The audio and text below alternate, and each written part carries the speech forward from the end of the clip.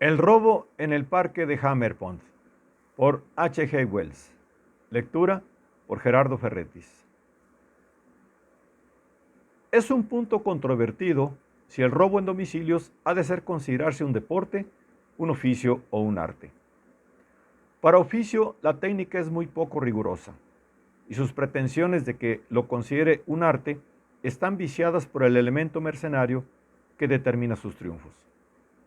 En general, lo más apropiado parece ser clasificado como deporte, un deporte para el que en la actualidad todavía no se han formulado las reglas y cuyos premios se distribuyen de una manera extremadamente informal. Fue esta informalidad del robo domiciliario lo que llevó a la lamentable extinción de dos prometedores novatos en el parque de Hammerpont. Los premios ofrecidos en este asunto consistían principalmente en diamantes y otros diversos objetos personales propiedad de la recién casada Lady Aveling. Dicha señora, como recordará el lector, era la hija única de la señora Montague-Panks, la famosa anfitriona. Su enlace matrimonial con Lord Aveling fue extensamente anunciado en los periódicos, así como la cantidad y calidad de los regalos de boda, y el hecho de que la luna de miel la iban a pasar en Hammerpont. El anuncio de estos valiosos premios creó una gran sensación en el pequeño círculo cuyo líder indiscutible era el señor Teddy Watkins, y se decidió que, acompañado por un ayudante debidamente cualificado, visitaría la aldea de Hammerpont en plan profesional. Siendo como era hombre de natural retraído y modesto, el señor Watkins decidió realizar la visita de incógnito y, tras considerar debidamente las condiciones de la empresa, escogió el papel de pintor de paisajes y el nada comprometido apellido de Smith. Precedió a su ayudante, quien, según se decidió, no se le uniría hasta la última tarde de su estancia en Hammerpont.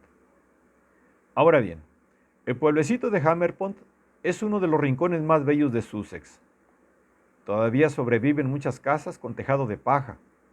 La iglesia, construida en pedernal y con la alta aguja de la torre anidando bajo la colina, es una de las más finas y menos restauradas del país.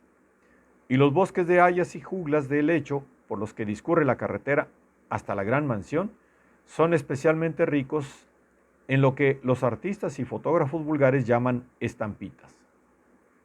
De forma que cuando llegó el señor Watkins con dos lienzos vírgenes, un caballete flamante, una caja de pintura, baúl de viaje, una ingeniosa escalerilla construida por secciones, siguiendo el modelo del difunto y llorado maestro Charles Peace, palanca y rollos de alambre, se encontró con que le daban la bienvenida con efusión y cierta curiosidad media docena de otros hermanos del pincel.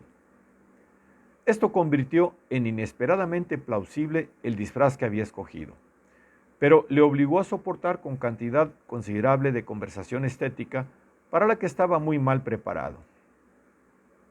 ¿Ha hecho muchas exposiciones?, preguntó el joven Porson en el bar Coches y Caballos, donde el señor Watkins acumulaba hábilmente información local la noche de su llegada. Muy pocas, respondió Watkins, solo alguna que otra. ¿En la academia? En su momento, y en el Palacio de Cristal. ¿Le colgaron bien?, preguntó Porson. No diga tonterías, dijo el señor Watkins, eso no me gusta. Quería decir si le pusieron los cuadros en un buen sitio. ¿Qué insinúa?, preguntó suspicaz el señor Watkins. Se diría que estaba tratando de averiguar si me habían puesto a la sombra. Porson había sido criado por unas tías y, a pesar de ser artista, era un joven educado. No sabía lo que significaba ser puesto a la sombra, pero pensó que a lo mejor era indicar que no pretendía nada de eso. Como la cuestión de colgar parecía un punto doloroso para el señor Watkins, trató de desviar un poco la conversación. ¿Hace usted pintura figurativa? No, nunca se me dieron los números, respondió el señor Watkins. Mi señora, la señora Smith, quiero decir, se encarga de todo eso. Ella pinta también, exclamó Porson. Eso es bastante divertido. Mucho, opinó el señor Watkins, aunque realmente no lo pensaba, y sintiendo que la conversación se le estaba yendo un poco de las manos, añadió: he venido aquí para pintar la mansión de Hammerpont a la luz de la luna.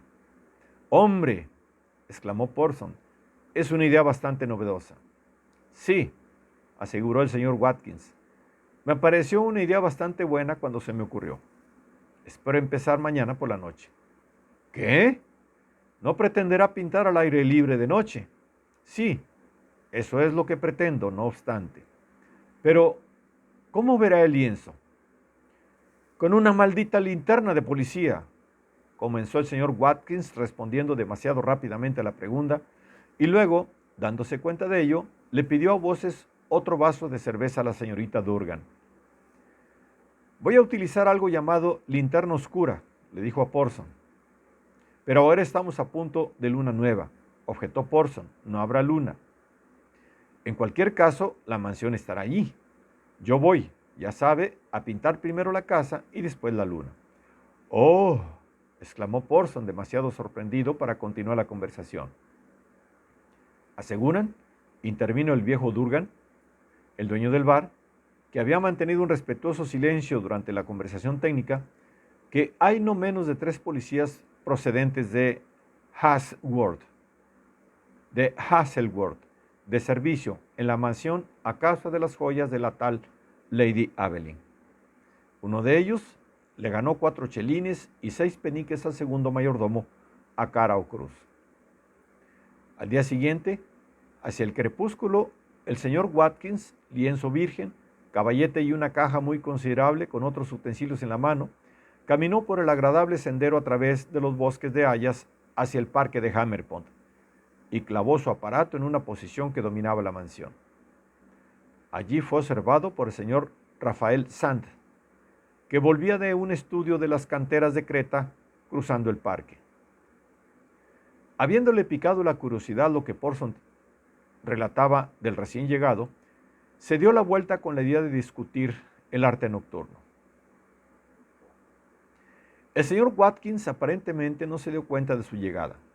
Acababa de terminar una conversación amistosa con el mayordomo de Lady Hammerpont y aquel sujeto se alejaba rodeado de los 3 perros favoritos una vez cumplida la obligación que tenía de pasearlos después de la cena.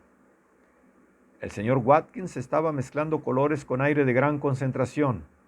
Sand, acercándose más, quedó sorprendido al ver que el color en cuestión era un verde esmeralda tan fuerte y brillante como es posible imaginar. Habiendo cultivado una extrema sensibilidad al color desde su más temprana edad, expulsó al aire bruscamente entre los dientes tan pronto como vislumbró esa mezcla. El señor Watkins se volvió. Parecía molesto. ¿Qué diablos va a hacer usted con ese verde brutal?, preguntó Sand. El señor Watkins comprendió que su celo en aparecer ocupado a los ojos del mayordomo evidentemente le había traicionado, haciéndole cometer algún error técnico. Miró a Sand y dudó.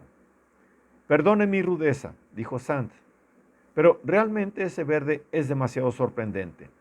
Me conmocionó. ¿Qué pretende hacer con él? El señor Watkins hacía acopio de fuerzas. Solo una actitud decidida podía salvar la situación. Si viene aquí a interrumpir mi trabajo, dijo, le voy a pintar la cara con él.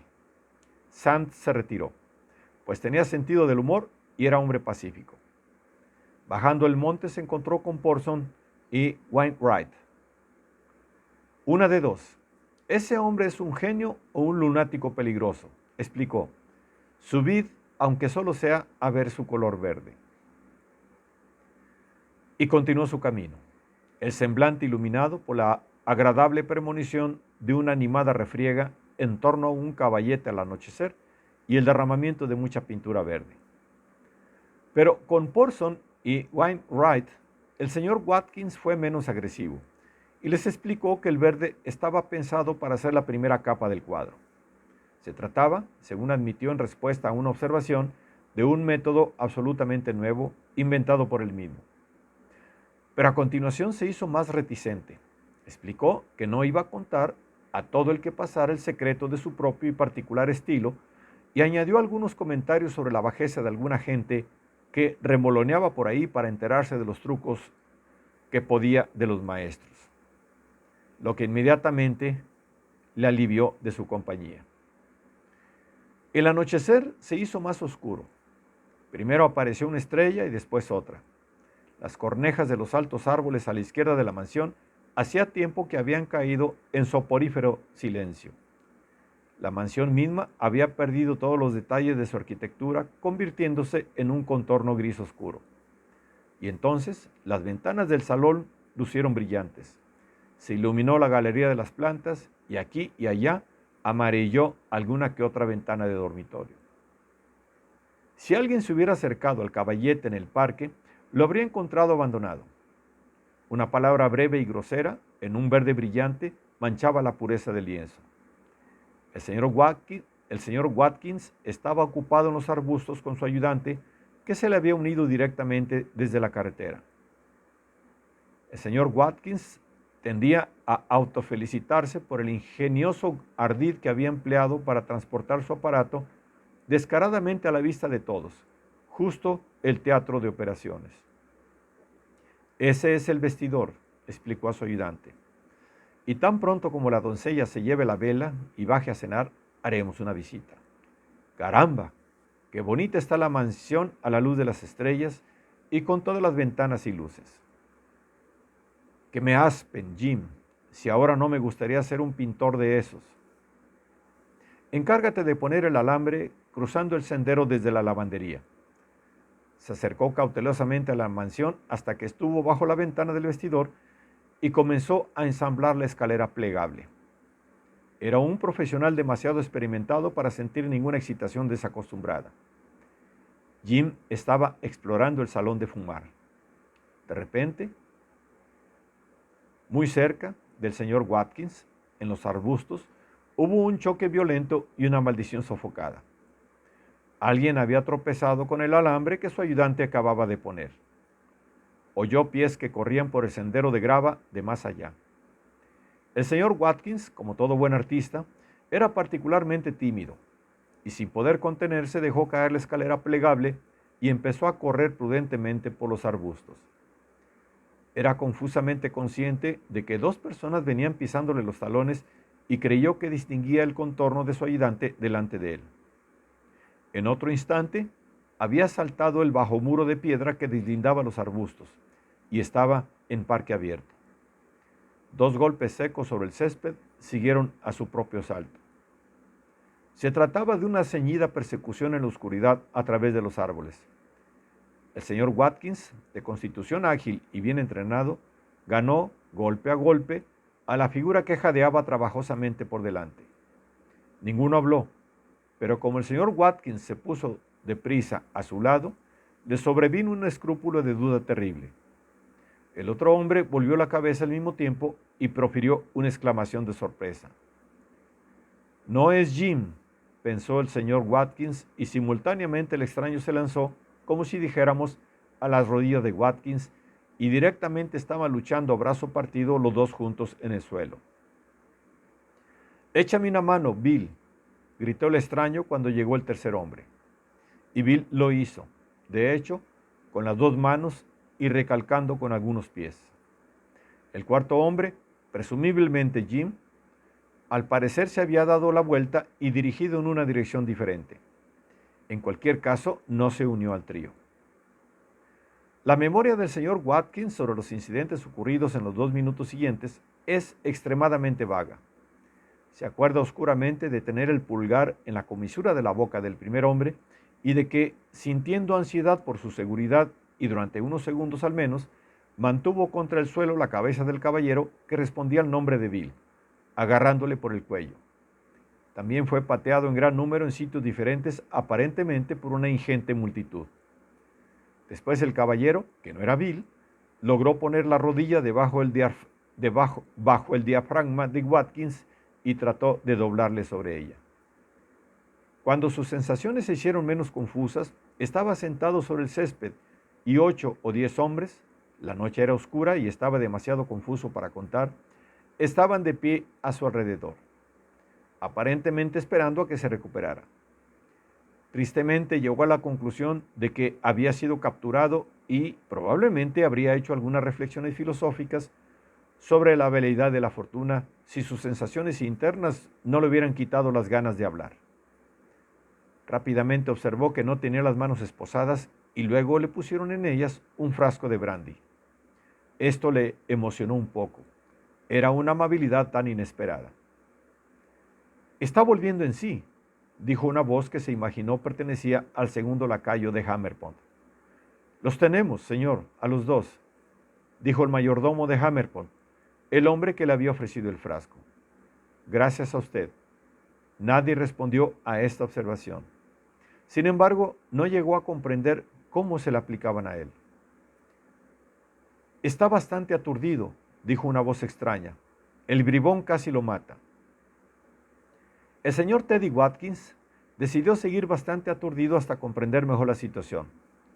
Se percató de que dos de las negras figuras que le rodeaban estaban en pie una junto a la otra, con aire abatido, y había algo en la posición de los hombros que sugirió a sus experimentados ojos que tenían las manos atadas. ¡Dos! Se irguió con la rapidez del rayo, vació el pequeño frasco y se tambaleó hasta ponerse pie con la ayuda de unas manos serviciales. Hubo un murmullo de simpatía. «Deme la mano, señor, deme la mano», dijo una de las figuras junto a él. «Permítame que me presente. Tengo una gran deuda con usted. Eran las joyas de mi mujer, Lady Aveling, las que atrajeron a estos dos bribones a la mansión». «Encantado de conocer a su excelencia», dijo Teddy Watkins. «Supongo que vio a los bribones dirigiéndose a los arbustos y cayó sobre ellos». «Eso es exactamente lo que pasó», dijo el señor Watkins. «Debería usted haber esperado a que entraran por la ventana», explicó Lord Aveling. «La habrían tenido mucho peor si de hecho hubieran cometido el robo. Y tuvo suerte de que dos policías estuvieran junto a la verja y les siguieran a ustedes tres. Dudo que usted solo hubiera podido apresar a los dos, aunque fue condenadamente valiente por su parte de todas formas». «Sí, debía haber pensado en todo eso», dijo el señor Watkins, «pero no se puede pensar en todo».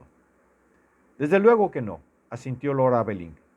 Siento que le hayan magullado un poco», añadió. La partida se dirigía ahora hacia la mansión. «Cojea bastante. ¿Puedo ofrecerle mi brazo?». Y en lugar de acceder a la mansión de Hammerpont por la ventana del vestidor, el señor Watkins entró en ella ligeramente intoxicado y ahora propenso de nuevo a la alegría. Del brazo de un auténtico par del reino de carne y hueso y por la puerta principal. Esto, pensó el señor Watkins, es robar con estilo. Los bribones, vistos a la luz de gas, demostraron ser puros aficionados locales, desconocidos para el señor Watkins. Les bajaron a la despensa, siendo allí vigilados por tres policías, dos guardas con las escopetas cargadas, el mayordomo, un mozo de cuadra y un carretero. Hasta que al amanecer permitió su traslado a la comisaría de policía de Hasselworth. Al señor Watkins le obsequiaron en el salón. Le dedicaron todo un sofá y no quisieron ni oír hablar de su vuelta al pueblo esa noche. Lady Aveling estaba segura de que era brillantemente original y expuso su idea de que Turner era otro tipo semejante, tosco, medio borracho, de mirada profunda e ingeniosa. Alguien trajo una notable escalerilla plegable que había sido recogida en los arbustos y le mostró cómo se ensamblaba. También le describieron cómo se habían encontrado alambres en los arbustos, evidentemente colocados allí para hacer caer a perseguidores incautos. Había tenido suerte de haberse librado de esas trampas y le enseñaron las joyas. El señor Watkins tuvo el sentido común de no hablar demasiado y ante cualquier dificultad en la conversación se refugiaba en sus dolores internos.